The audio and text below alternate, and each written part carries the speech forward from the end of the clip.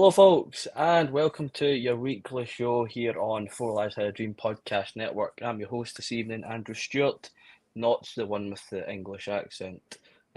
Although I will Nicky's line, I've been joined by two of my favourite podders. First of all, Sheryl, it's been a long time since we've podded. How are you? I know it's not a Sunday night and you and I are together, Andy. What's going on? Lovely to be back. Times are changing. Times are changing. And how can we continue without mentioning the very man to my side, Kenny? How are you, buddy? I'm all right, mate. Hope you're well. Hope you're well, Sheryl. Been a busy day for me, so looking forward to this. Yeah, we'll get into a good discussion tonight. There's a few things come out, and in terms of advisory board meetings, for the fan advisory board, SPFL deciding to jump in on us. Also, the small meaningless matter of 3 games left in our regular season and the season coming to a close. Thank God for that. We'll crack on then with Aberdeen at the weekend and the press conference today. Wow. It's hard not to feel doom and gloom about the things, Kenny. I think we've had this discussion for months now. It's hard to lift yourself for just standard Rangers games now, which is ironic when the players themselves are struggling to lift themselves for the games. But today, I mean, there was so many things. I was listening to Barry talk, and I love the guy. I think we all do. But some things, it's just I'm kind of just fed up with hearing it. I know we kind of spoke off screen, Sheryl, about it, and I'll get your opinion on it. Barry, I can listen to him talk, but he said along the lines of the players are now understanding what we ask of them, and how they've kind of cracked the code, and this is we're on to something here with 3 games left, nothing to play for, and struggling to find wins at home. I'm struggling to find this whole "gee guys, we've fixed it" kind of attitude that he seems to continue to hold, Kenny. Look, he's just saying all the things that he's got to say, really, isn't he? And yeah, they've not cracked any code. These players aren't good enough to crack any puzzles at all. If you're being honest about Barry, he's probably just not going through the motions. I don't mean it like that, but he's just going through the process now to the end of the season. And if you're being blunt about these players, then nah, you could think that all week. He's done this before, where he said, was it last week or the week before, a couple of weeks ago there, that they're not following instructions. So he's sitting there. He's actually said that he's talked to them one-to-one, and they turn up on the football pitch and they don't listen. So yeah, listen, with all respect to Aberdeen and Sunday, the quicker this season is over, the better.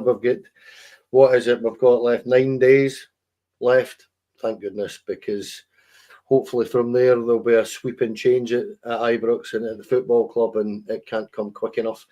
But going back to Barry, yeah, with all respect to Barry, he's not done enough to, be considered for the job, but he's just saying what he's got to say. I would think, to be honest with you, but fair play to him for that. He's trying to get a tune out of this instrument that I don't think anybody's capable of doing, to be honest. Yeah, I mean, Sheryl, we spoke just before coming on to the live show tonight, and I understand there's only so much you can say, and obviously with the way the press duties are, that it's not like it's a month down the line, it's game to game basis, and there's only so much can happen in between. And he'll say what he sees on the training pitch. And if he sees that, and that is the case, and fair play to say the players they look like they're improving in the eye test. But he's saying they've been really professional. Some of the performances we've seen in the last months have been the complete opposite. These guys are getting paid a lot of money to play this game, and we pay, as a support, pay a lot of money to watch them do so, turning in well below par performances. It's hard to see where this is coming from, this professionalism talk. I know there's a lot more going on behind the scenes, which I will 100% say, yes, they will need to keep their mouth shut and act in the appropriate manner, and whilst things are working, on the timeline. But just from a playing point of view, professionalism isn't the word that I would be brandishing near this team. No, but I, for one, I'm going to break the cycle here. I'm very excited. They've kept their head down. They've worked hard all week, and they know what's expected of them, and they know what they need to do on Sunday. So if you two cynics are not going to bear that in mind, that's up to you. But I now believe with 3 games in 1 week, we're going to get some great results. So obviously, joking aside, to pick up on what Paul says in the comments and what you guys have both said, pre-match, I suppose, what is he meant to say? What's he meant to say? He after the match, I actually think he's spoken very, very well. I think at times he's refreshing to listen to after the match. But I think before the match, there's only so much that he can say, and he can't come out and slate everybody. He can come out and tell us partly what we know, that of course the performances have been well below par. The home form is absolutely dire. But afterwards, I think is where he can be more honest about things and say that they're not listening to him, say that he's tried his best. And I have every sympathy for him, because I don't know anyone that could get a tune out of these players. I really don't know anyone that could. And as we'll come on to later, that the takeover and the end of the season just can't come quickly enough. Yeah, I would like to stress, I mean, I've got a picture of Barry Ferguson on my wall just there. I love the guy to bits, and it's not a Barry bashing session. You'll have your discussions. People will say, hey, maybe he has a shot. People will say, no, he definitely doesn't have a shot. It's not a point where I'm firing in on Barry. Definitely not. It's just the players. I don't think they've given him 50% of what they've got, and I think,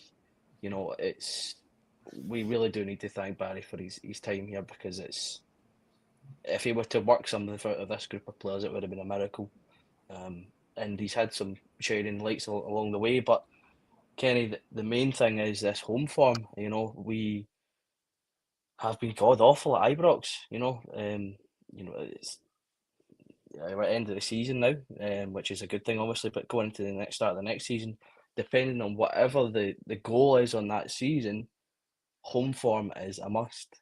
You want to make your home arena your fortress, make teams not want to play there, and we've seen it. How many times have we seen it? Teams don't have that fear factor coming to Ibrox anymore, and like it or not, it's been like that for the last season a bit, because there's not been that. Oh, maybe if we can dig in and get lucky, we might snatch something against Rangers at Ibrox. Teams are going at us and taking the game to us and putting us to the challenge, and we stumbled. And we've got obviously Aberdeen, but then Dundee United as well before the end of the season, obviously finishing up Easter Road. But 2 games, you really want to snap that hoodoo or voodoo of games at Ibrox at the minute. Yeah, we do, don't we? Haven't won since the start of February, and well, look, if you put it this way, the first half of the season our away form was absolutely pathetic, and the second half of the season our home form's been horrendous. No wonder we're 17 points behind. It's nowhere near good enough. Home or away this season, that team's just been poor, and that's me being polite about it. It's not a good team. It's not a good Rangers team. We know that. The squad is, as Stevie and I had talked about it on Wednesday, it's just a team full of squad players. There's not enough quality first team starters in that pool of players, and it's just the way it is. But you're absolutely bang on, Andrew. We need to win on Sunday. We have to get that monkey off our back, because what you were saying about, challenging for a title. If you want to start challenging for a title next season, your home form has got to be nigh on perfect, because with all respect to this Rangers team, the team across the city's home form is always going to be nigh on perfect. You have to match it or better it. And whether people, like that or not, it's just the way it is. You've got to pick up out of those 19 home games that you're going to have. You've got to win 16, 17, 18 of them. It's that simple, and we don't have a team capable of doing that. Do we have a team capable of beating Aberdeen? Yes, we should have. So we'll see how they do. And with Barry's comments earlier on, they know what they have to do. Well, we'll see how they do and what kind of performance turns up on Sunday. But I totally agree with you, Andrew, that if you're going to be blunt about it, that home form since February has been absolutely pathetic, totally unacceptable, and they should be ashamed of themselves for that. I think is it not 1 in 7 or 8? Is it 7? I think it is. I think it is 7, isn't it? And that's stop. I mean, what kind of Rangers team does that? I've never, in my lifetime, I've never heard of that. So, not good enough. And well,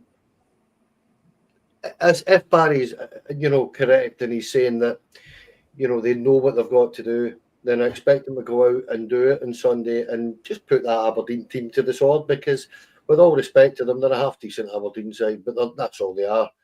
And they shouldn't be coming to Ibrox thinking that they can get anything. But again, as you've already said, Andrew, every team that's turning up they're not sitting in with this low block or anything like that. They're actually looking and just saying, look, we'll sit in a bit and hit you in the break because you've got no pace in your team at all, and we'll just come right at you with any pace that we have. So, and Aberdeen have got 2 really, really pacey wingers, so we'll see how they cope with that. But here's hoping. I'll get your insight on that as well, Sheryl. I just wanted to bring up Barry mentioned it as well. The Fenerbahce, Bilbao and Celtic were in those games at home. Overall, it's just, for me, I get that. But those Motherwell games and the Hibs games were abysmal. I can understand you get outplayed, or we managed to get through against Bilbao at home, but a higher quality player. I think Barry was saying that in those 3 teams you get high quality players, but you've raised your level to that, and those games pushed them close and still get beat. But Motherwell and Hibs are the outliers and were really, really disappointing as a whole to watch. Goals conceded again in games. Don't know what it's at now. I had last time I did the check, it was 9 out of 11 games under Barry we conceded 2 or more, which is unacceptable. Again, as we've said, your home form's important in a league challenge, but shipping goals like it's going out of fashion is also incredibly important. You need to shut the back door. But Sheryl, I mean, I know we've kind of talked about the off the park issues, and we know the mentality of these players. Obviously, with lots of things going on, there is an uncertainty about a lot of their players' futures, and are they going to be here? What's it going to be like if they were to stay under the new ownership? I don't want to say that it can bleed into their game, but there has been a lot of kind of ifs and maybes about players in particular. I mean, the guy that got us the equaliser at Pataudry last time, Yanis Hadji's out of contract, for example. Are they going to raise their game for these 3 just to get by and get out the door? Or are we going to continue to see this kind of whimpering across the line? No, they won't raise their game. Yes, we'll continue to see this whimpering across the line. I think that answers both those questions. I think a lot of it, Andy, comes, the dubiety around their futures comes from their performances. Do you know what? I don't think any of those players are out there thinking, oh God, I don't know what's going to happen to me. I don't know. Because if that was the case, you would raise your game. You would play out your skin. You would go to Paisley and you would put in a really good shift against St Mirren. You would be professional. You would play Motherwell at Ibrox and you would put on, a great performance. You would go to Pataudry and you wouldn't be shipping goals. I think any concerns that we have around these players comes from their performances.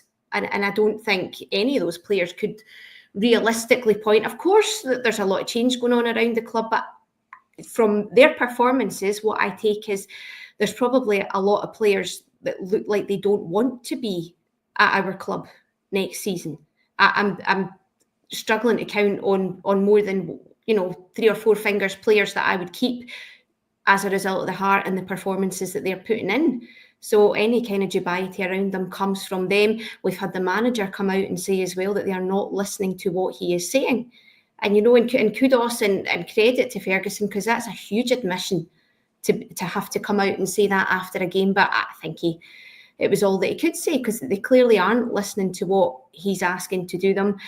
I think if we're speaking about Barry, he's done well in really difficult circumstances. One of my criticisms of him would be his reluctance to change things a wee bit. I would maybe be looking on Sunday to get to have a look, to give players more game time. We know that there's a very high chance that Robin Proper may not be here. We know that Balogun, I love him, brilliant. The minute that we get some kind of time machine, he'll be fired in it next to take him back maybe a couple of decades. A younger Liam Balogun would have been amazing. But I think we need to look at guys like Enciala. We need to, if we can get Casemiro on for at least a half, if he's fit enough. I know he's trained all week. He might not be fit for 90 minutes. We need to get a look at him. I would maybe have a look at Rice and Barron in midfield and rotate them with either Raskin or Dio. A pair of them are absolutely knackered, the shift that they've put in for us this season. And again, I know I'm asking too much, but maybe having a look at Danilo in behind Igaman up front. We've spoken about Dessers time and time again. He pops up with goals, but I want to see something a wee bit different. We discussed on the pod last week, I think it was, building around Igaman, making him your number 9 next season. So give him a chance. Get him out there, give him game time. We don't know what will happen with Dessers, but he's a sellable asset. Is it realistic to think that he'll be here next season if we can get a few million for him? So start to give more players. We've got 2 games left. We've got nothing to lose.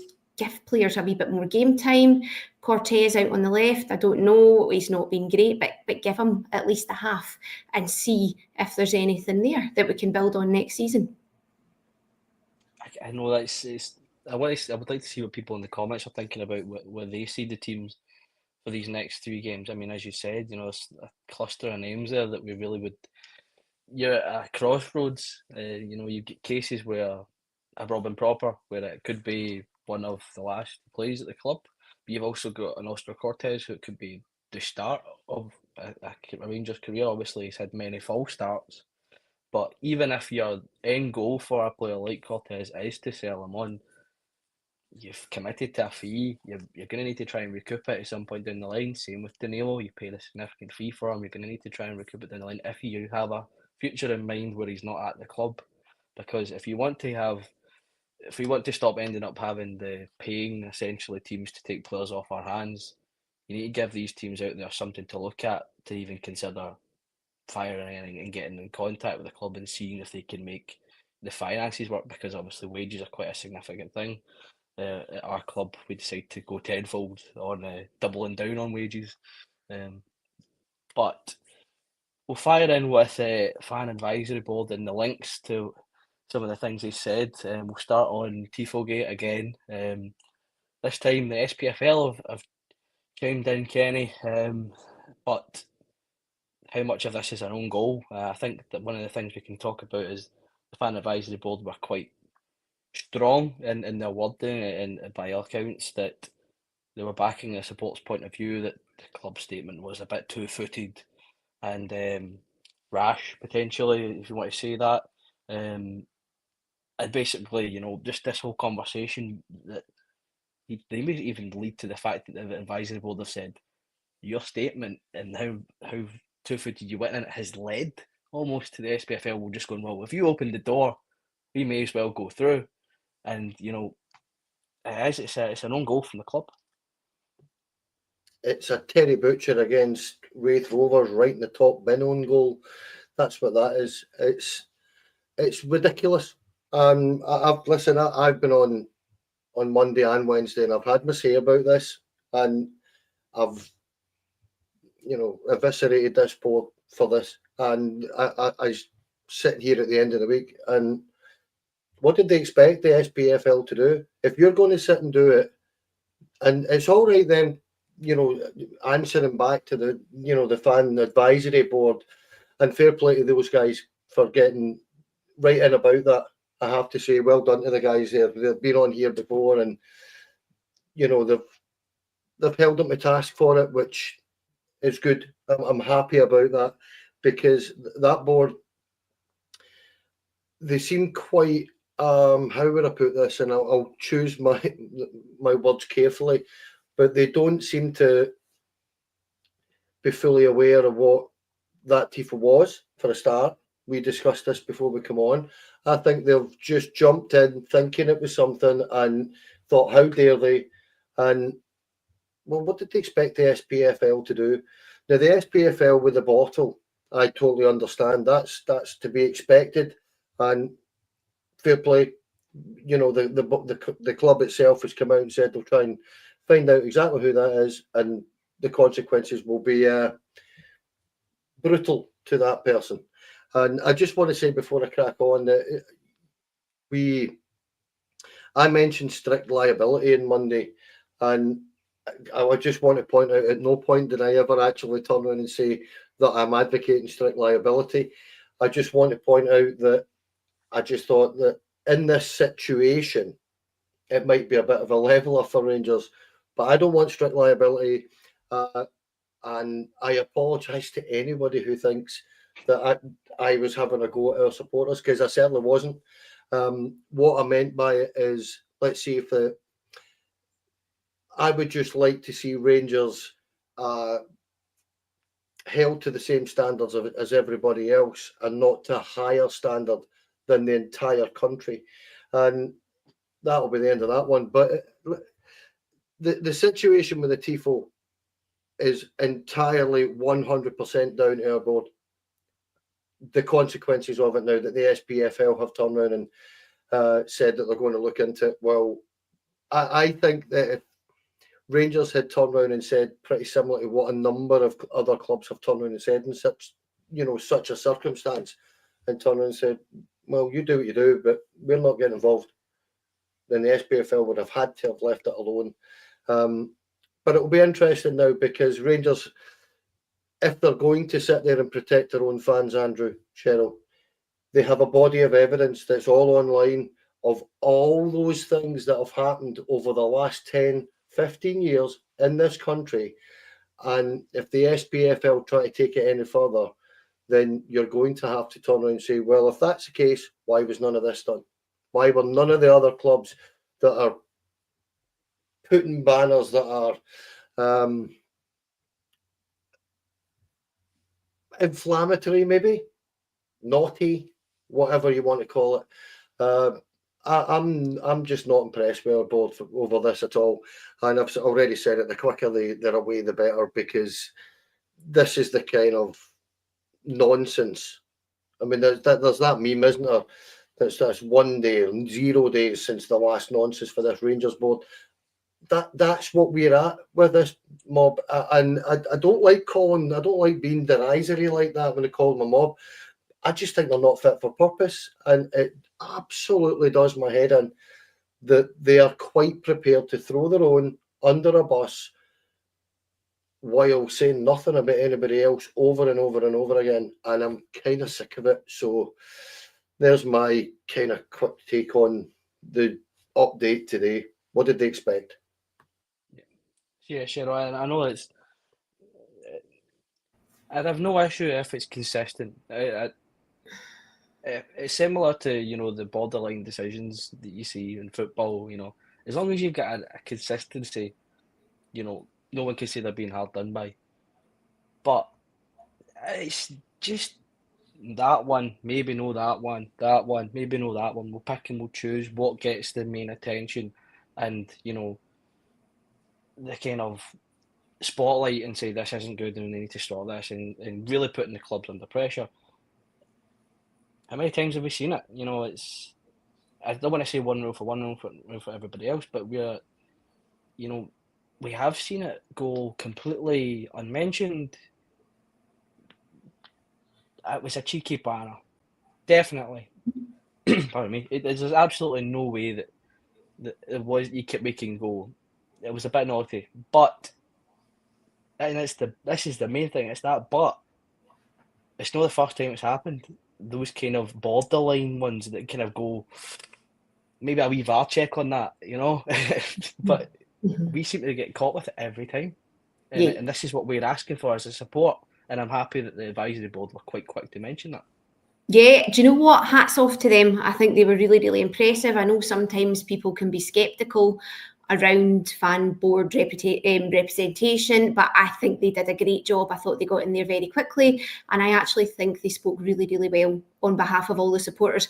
I haven't met anyone, I haven't seen anything on social media where I've heard anyone say that they've handled it properly. They haven't. They've knee-jerked. They said they didn't knee-jerk. Obviously, Kenny, you alluded to it, and we spoke about it before we came on.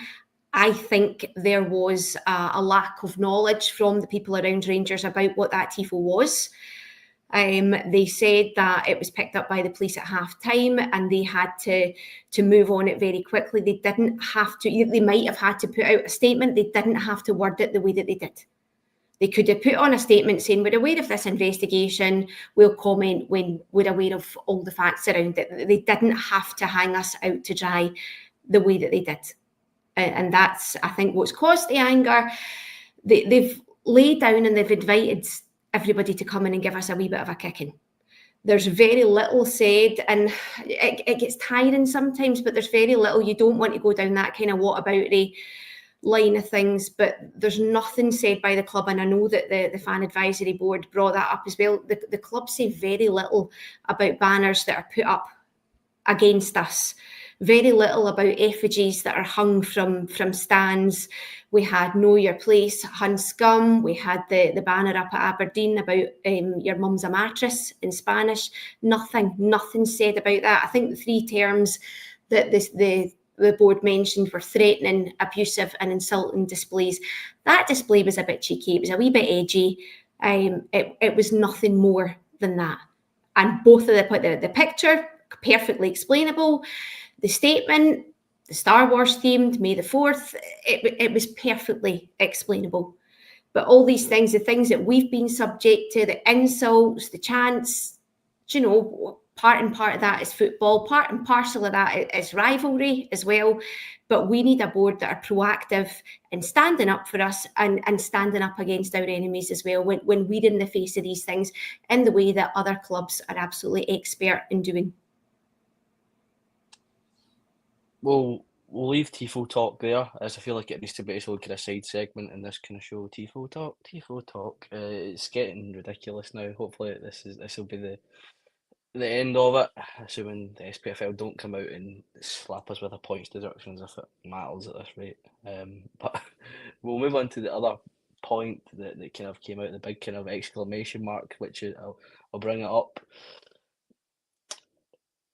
The kits, the kind of Castore talk that was raised in the meeting, 2030 is quite an interesting one, isn't it, Kenny? I mean, you were talking about this before we came on, and I was surprised to read that. I think there's been a lot of talk about the kit and where we're going with it, and retailers and sponsorships, but that was kind of a real kind of wakey kind of slap that 2030 is quite a significant, contract stipulation and term for us. It leaves us in this, and then we've had issues potentially breaking out of deals and so on, and previously, and we'll talk about the whole kind of 32 Red and potential Red Bull talk and those kind of things that are theories and pipeline talk. But this is it's written there, 2030. It's been agreed upon by the club. It is what it is, and I was surprised to read it. Well, as I said to you, I'd heard this a few months after that, and I was surprised then, and I'm still surprised now that I've been the biggest complainer about the SPFL doing the TV deal way back then to the end of this decade. So I'd be a hell of a hypocrite if I turned around and thought I'd try to praise this Rangers board for signing a deal that goes on for this amount of time. And listen, there might be reasons for it that we don't know. I'll give them that benefit. But to me, why not put it out to tender for a start? Why not look 2 years? This was done in 2023, February 2023. It starts now. Why was it not put out to tender? Why did we not look at other brands, what they could do for us, what they were going to offer? All these things, they've just went and signed it and said, no, we're happy with you, and crack on. And that to me is quite mystifying. Listen, on the other hand, it's been worth £14 million over the last 2 seasons. So you've got to praise that. That's a lot of money. That's over £500,000 a month. It's 130 grand a week or something like that, 130 odd grand a week that's coming in from that. So you can't overly complain about the profitability and the earning capacity that it's had for us. But at the same time, I still can't get my... It's just this board again. Are you just trying to get me to go on, Andrew? Is that what you're doing? It's just this board again. That they do things that utterly mystify me, and they've done it for years and years and years. And this is just, as I say, 0 days from our last nonsense. I just don't get it. I don't get why you would do that, and that's just purely from a commercial point of view. Why would you not see what everybody else out there? They're not the only manufacturer of kits and training, products. And why did you not go and see the dozen others that are available to you and see what they could offer you? That's a question for them, but they're only going to be here a few weeks, so I very much doubt we'll get an answer as to why they signed that deal. But it's a confusion. To me, it's just a very, very strange one to me, Andrew. It really is. It's one of these things where, and people are saying it, these big term deals, you see kits change, the kit sponsors, kit providers change, Adidas are now making a big kind of ploy with their kind of linked teams, but you've still got your Pumas, which we've had previously, Nike, New Balance as clubs around. At least they could have did as a due diligence. But here's the thing: we are seeing this from the outside. Potentially, the club did this, but I doubt it. It's one of these things you can give them the benefit of the doubt, but are they due it on previous? And I really think it's one of these where they've just sign it off. Tuesday come in 9:15, sign it off. Just the regular the attitude that we've seen them take with so many other issues previously. I'm with Kenny.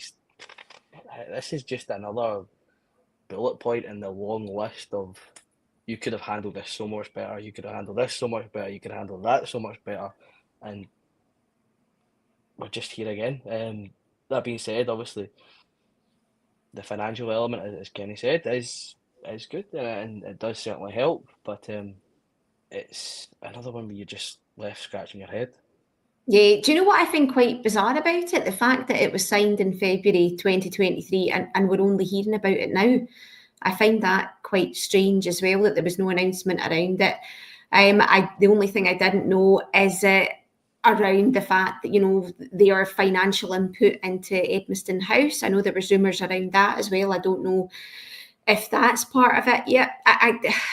Like just to echo what you guys have just said, it sums this board up, doesn't it? It sums up their approach to things. And like you say, Kenny, there was kind of universal criticism of the SPFL around the TV deal. So yeah, you have to kind of broach it in that way, that surely we could have looked elsewhere and just seen what was out there, and was there anything more profitable? I don't know if with the takeover it'll be changed. I don't know if there's any way to get out of it. Is it watertight? Will the new owners come in and have a look at that and see if there's anything that we can change around it? If their link with Nike through the NFL or whatever is more profitable, I don't know. I'm not sure, but completely bizarre.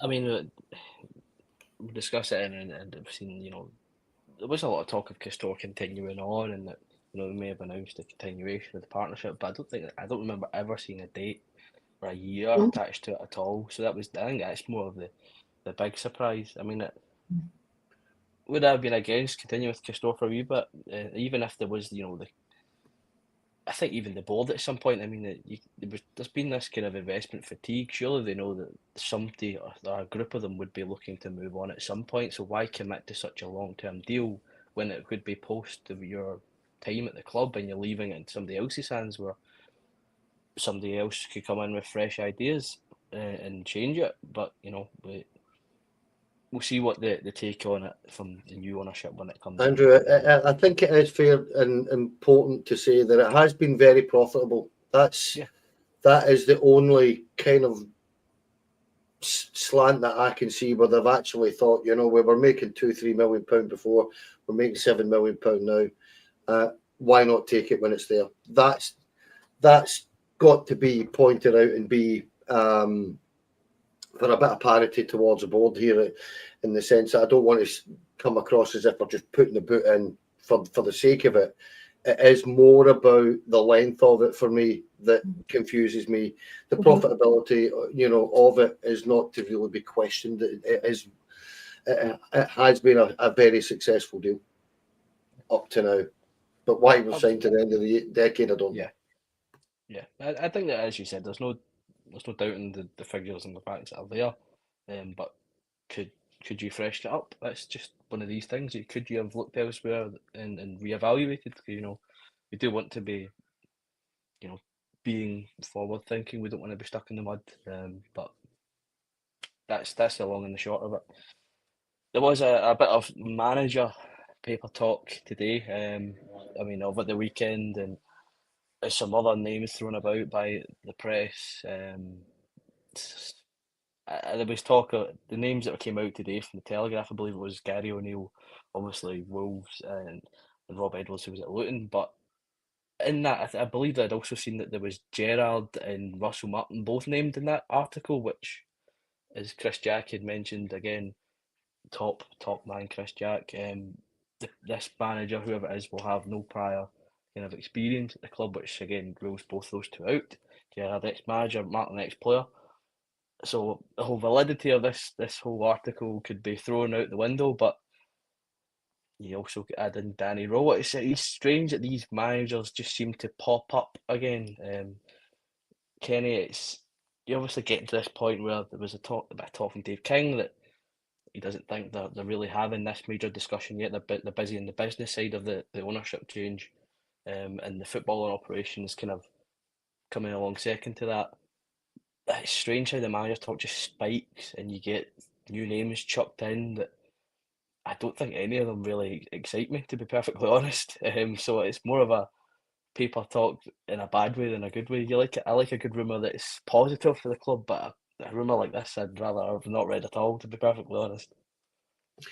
Well, as Mr. Clifford said to me, every single manager in Britain, I think, is mentioned in that article, so who knows. But the only thing about the Danny Rowe guy is that he's got a barnet that I wouldn't even want to wear, so I'm not quite too sure of him. I don't know. I've watched Sheffield Wednesday a couple of times, wasn't overly impressed by them. I know you mentioned that you know a couple of boys down in Sheffield, mate, and they're Wednesday fans, and they've not been overly impressed by him. So where that kind of rumours came from, I don't know, it's just completely out the box to me that what makes somebody think that a guy that's managed to take Sheffield Wednesday to mid-table in the Championship should be getting the Rangers job is honestly mystifying to me. And if that's the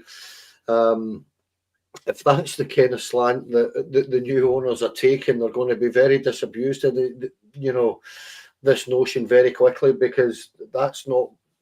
And that's no disrespect to the guy or his background or anything like that. And I know he's sought after, but I'm expecting somebody to get the job that has a CV for it. I don't believe for a minute that he has. We have went down this before. How many times are we going to do this? Michael Beale's the last one that we did this with. Nowhere near the amount of experience. And yeah, I understand that at the time a lot of fans wanted him back. But look, we're not the professionals. They're the ones that need to know this. And out of everybody that I've seen mentioned, and this is quite mental to me that out of every single person I've seen, mentioned about this job, the only one I would take is Steven Gerrard, and he's already been here before. And it kind of mystifies me that Marco Rose, good manager, sacked for his last 3 jobs, I believe. Not been overly successful in terms of the last 3 or 4 years. And you do look at that and think, well, yeah, he's got the CV for it. He's his 4 clubs he's taken to the Champions League. And he is that kind of style of football that you would perhaps want to see and things like that. But what I did notice, right, just to go on a slight tangent, is that I watched the Rangers review this morning, and Chris Jack actually turned around and said that although he had said about he believed that was the road that they were going to go down, that it would be somebody not connected with the club, he basically also kind of said that he doesn't have a clue who it's going to be. So, it could easily be that somebody's putting somebody off, put people off the scent because it might be very, very close. You just don't know. And that's no disrespect, Chris Jack. We've praised him in the heavens on here, haven't we? Because he has been the go-to guy with this. But he actually admitted today that he doesn't know who it is. He has no clue. So in that respect, if he doesn't have a clue, then nobody has a clue. And the 49ers are going to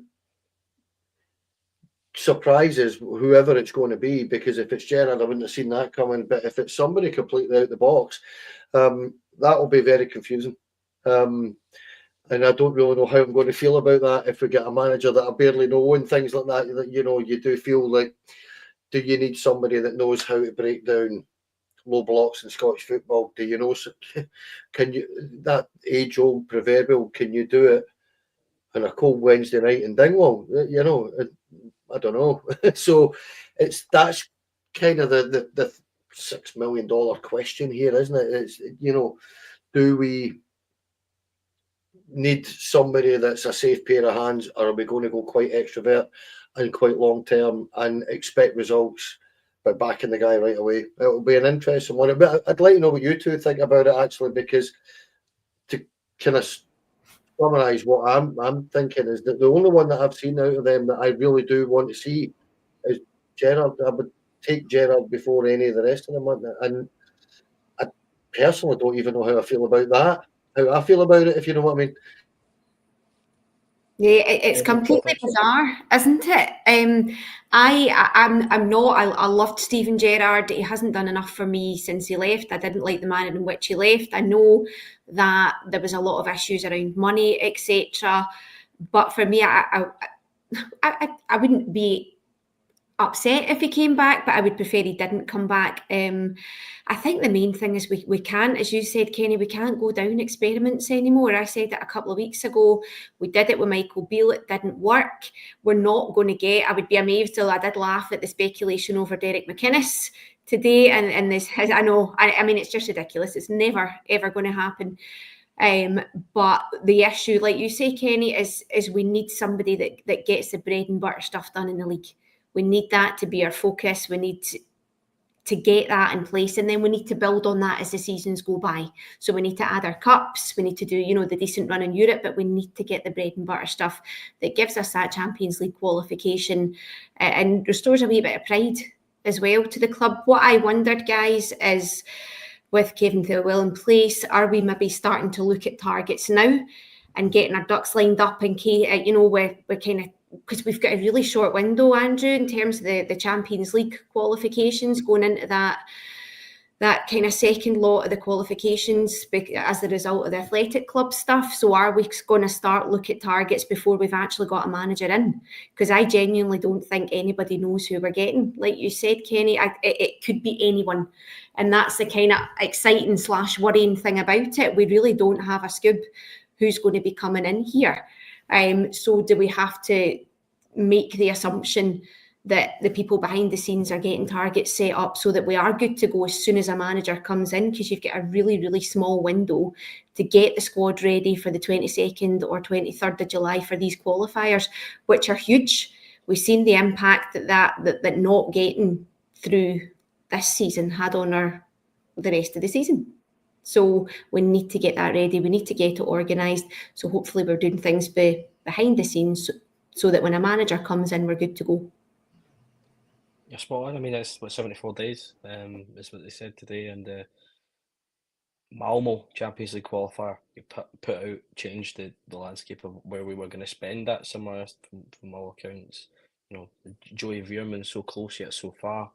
You know, Kiev this year, we've seen it, you know, completely derailed the start of our season. You know, we need to start off on the right foot, but so much that needs to be done, so much that's still up in the air with so little time to iron it all out. My hope is obviously there is cards being held very, very close to the chest and that we are further along, but there is nobody that really has any insight into this. As you said, Chris Jack, Kenny said, has been spot on with a number of things in this whole process and close to it, and yet there's just no leaks at all. Obviously, the big thing was Marco Rosa shot up quite high into the favourites debate.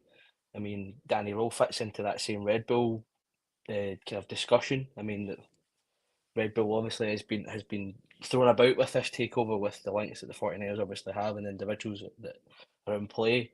Marco Rosa, Danny Rowe, all kind of going through Salzburg, going through in Leipzig.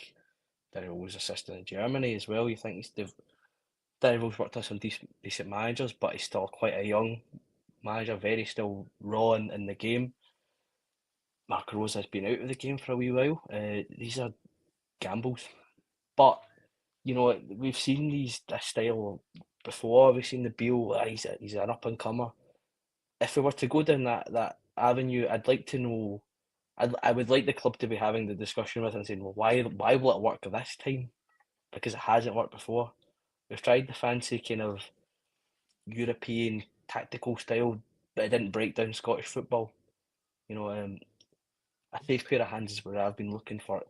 Andrew, and I think Gerrard's there.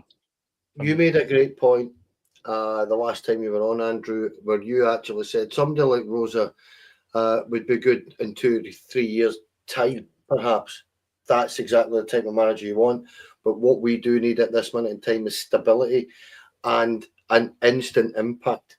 We have to have an impact immediately where you have to hit the ground running the next season. You can't not, because I think it's going to be so vital to the 49ers and Andrew Kavanagh to start the way you mean to go on, almost to a certain degree. You have to be winning. If you turn up and you pick the wrong manager and he doesn't get results instantly, the deflation that our support is good at deflation. We're used to it. And you think of the deflation that's going to be, you know, we're going to get built up all summer. The anticipation's going to be there all summer. And if it's a damp squib because they picked the wrong manager, that's them under pressure immediately, the manager under pressure immediately, the new players under pressure immediately. They have to get this right. And that's where you mentioned it, you know, when you were on, Andrew, and I thought you were absolutely spot on when you said it, that it's a Marco Rose 2 or 3 years down the line would be a great idea, because then you've got the stability and you know, within the infrastructure that you need. But for me, with somebody like that, you need that infrastructure in place so that he can walk in and be used to what that model is. If you understand, and it's okay saying, well, if he comes in now, they're going to implement the infrastructure, but it's not there. So you're almost asking a manager like that to do the job with one hand tied behind his back, because the infrastructure isn't there. Whereas if it's somebody that knows the league, knows the club, they've got not a free pass almost, but they'll get a bit more patience, I think. That's what I would think. Now, I might be wrong, but it's just my kind of take on it. I think that we could go on with the manager talk until it's sprung upon us that it's done and the person, whoever it is in, and we can start to rally behind them.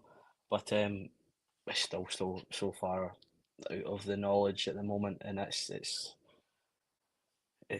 worrying, as we said, that 74 days will disappear. It really will. But we just need to see. We've still got 3 games in the league, unfortunately, to put ourselves through first, which is painful to think about, but we'll get there. Just before we kind of head off tonight, just want to obviously thank God. I'm seeing the view counter there now. Lots of real viewership tonight, real support, some really good chat in the comments as well.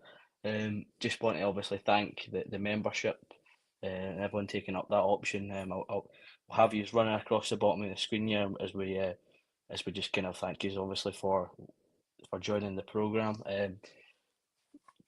We've said this before, and we're not kidding you. There is some very, very good content coming. From what I've been told, I'm very interested, and I'm sure you will as well. Obviously, big shout out to everyone on the bottom of the screen. You see yourself there, founding members. You obviously get first dibs to this content when it comes out. I feel like I need to do it, and I'll show it on the screen. Where is he? There he is. He's up there on the top right. There's Stevie. There's some other ones in there, obviously. You get access to all these stickers, and there's some good ones, I have to say. There's some top tier good ones. I'll just run you through them. I think there's been some good demand for it in the comments. I feel like as the person in charge now, I don't really want to press mine, but if we go for it, sure, why not? Very embarrassing, personally. Our party animal, Calvin, he's enjoying himself at the minute. And He is, isn't he? Definitely. And my good pal, my good hosting buddy, other Andrew, as I'm going to call him. But access to all these stickers, so fire away in the comments, and you're in the live shows. But obviously, dibs on the top new content coming your way. But again, thank you for the support. It is always appreciated from all of us here, and it allows us to continue to make really solid content for you guys. Thank you for joining me. At least I need to thank my 2 brilliant guests. First of all, Kenny, thank you for coming on tonight. I know it's been a long day, and Rangers adding to that certainly wouldn't have helped, but we made it through. We did, mate. Well done, and fantastic show. Well done, Sheryl. Really enjoyed that. Good chat, good questions coming in, and well done, guys. I'm away to crash out. I think I was going to swear that I'm very tired. We almost got a Kenny swear in there. I was almost getting ready. The coin was in the swear jar, but I've had to pull it out there. And last, but certainly no means least, my good pal from the Sunday live shows, Sheryl. Thank you for coming on. Thank you very much, guys. Lovely to be here with you on a Friday night. I'm away to see if I can become the one-woman president of the Rob Edwards Must Be the Next Manager fan club. Not based on how he looks, not at all. Nothing to do with that, as I clarified in the chat earlier. Well, so much more fun and games to come as the takeover continues. But thank you for joining us this evening. Have a lovely weekend, and we'll see you next time. Thank you very much. See you later.